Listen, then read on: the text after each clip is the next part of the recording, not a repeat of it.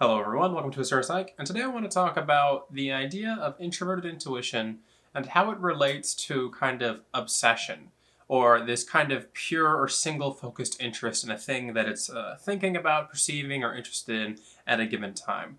Let's get into it.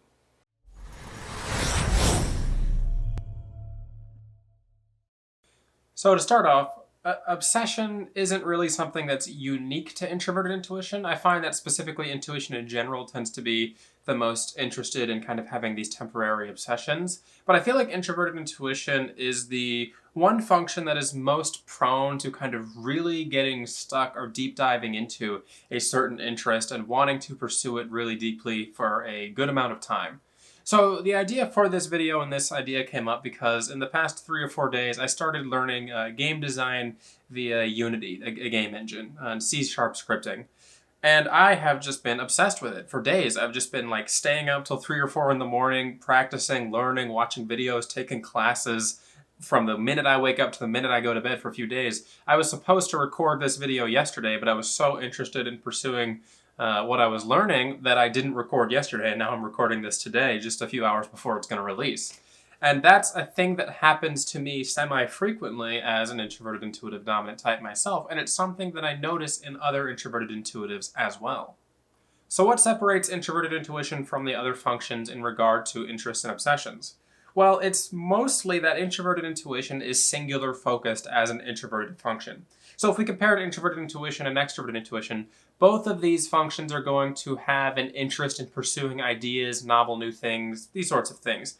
The difference is that introverted intuition is usually going to be kind of laser focused on one singular thing, while extroverted intuition usually likes to scatter around, see the connections between things that it's interested in. They can have many different hobbies or interests and kind of jump between them freely. Where for an introverted intuitive, for myself at least, it's very much so that I have one thing that I'm really interested in, and I really want to pursue it to its end for a good amount of time, and then and only then after I feel like I've completed what I'm interested in, will I then move on to the next thing. Many extroverted intuitives talk about their passions or interests in terms of it being more like kind of a sandbox or an open area with lots of things that they can do or they can explore, and they don't have to be stuck doing one thing at one time. If they want to play with sandcastles, they can play with sandcastles. If they want to go explore something else, they can explore something else. I think introverted intuition is more so like a painting canvas, and that the individual is usually starting with some sort of image in mind or thing that they want to do or idea that they're pursuing, and they're going to pursue those interests around the idea of getting that thing completed or painting the picture, essentially. They want to have a finished product. They're not as interested in the exploration for the exploration's sake. They're usually interested in picking up or learning a new skill or learning about things because they have some sort of thing that they want to accomplish or learn specifically. Now, let's talk about what separates, say, for example, introverted intuition interests, hobbies, obsessions versus something like introverted thinking. Well, you'll notice that with introverted thinking, there's this desire to learn for the sake of understanding as opposed to kind of the application. Now, you're also going to see this maybe with the INFJs as well, who have the NITI, but with INTJs in particular, you're going to see this kind of more practical use approach to their learning. They have some sort of idea that they want to bring to fruition. Now, INFJs can be just like this as well, but I feel like INFJs more so appreciate the learning process. And TI in general, as opposed to NI, appreciates the learning process more. Usually, if an INFJ wants to learn something, they're still trying to learn it for the sake of some sort of NI purpose, vision, insight that they have. They're just going to be a little bit slower compared to the INTJ because they want to appreciate the TI aspect of the information that they're approaching or trying to learn. Whereas the INTJ is going to kind of filter it through that TE. How is this useful? How can I use this? Another thing that I don't want to leave out is how SI can actually have similar interests and obsessions as well. The difference that you're going to find with SI individuals is that they're less prone to this more obsession type of interaction with the things that they're interested in. They usually have this more so kind of natural relationship or interest that they have with the things that they are pursuing.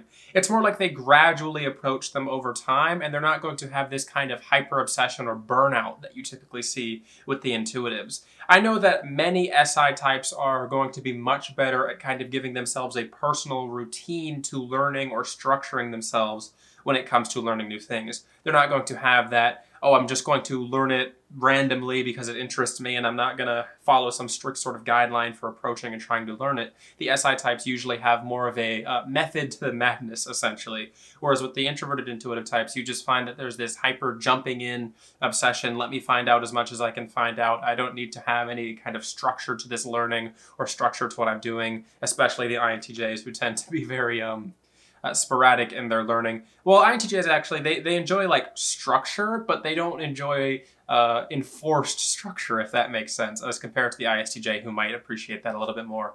The INTJ is going to structure their own learning space and environment, and it makes sense to them. And to an outsider, it might look like it's just chaotic. He's doing this, and then, there's no time restrictions on what he's doing, but in the INTJ's head, it usually makes sense. Whereas with the ISTJ, it's going to be a little bit easier for them to show to the outside world, like, hey, this is the routine or method that I have when I'm approaching this interest that I have, or this thing that I'm pursuing. I find that this NI obsession isn't exclusive to just the introverted intuitive dominance, but all the types that have NI in the function stack. Even with ESFPs and ESTPs, you can see that their conceptual interests tend to be very singular focused. And ESFPs, who might appear to be sporadic, are often sporadic within a specific field or interest that they are pursuing.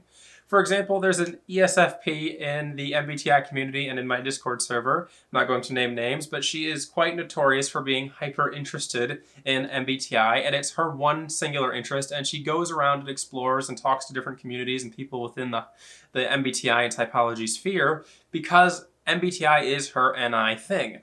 And I think that is something that can be seen even with the types who have repressed introverted intuition, is that it can still be singularly focused. They can just be explorative within that singular thing.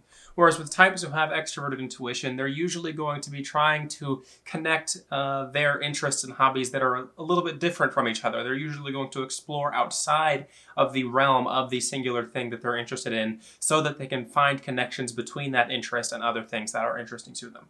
All right, everybody, I hope you've enjoyed this discussion on introverted intuition, extroverted intuition, obsession, interest, and how these things can kind of manifest and connect with each other.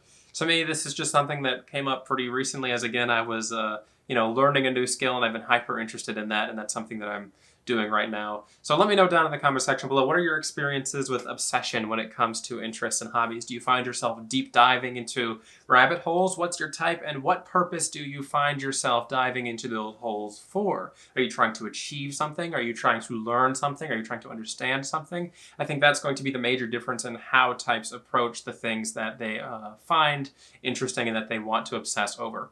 Other than that, I would like to remind people that I do have personality typing sessions available at my website, asurapsych.com, if you're interested in working with me to find out what your personality type is and what that means for you. This has been Asura from Asura Psych, and if you'll excuse me, I have to get back to coding in Unity.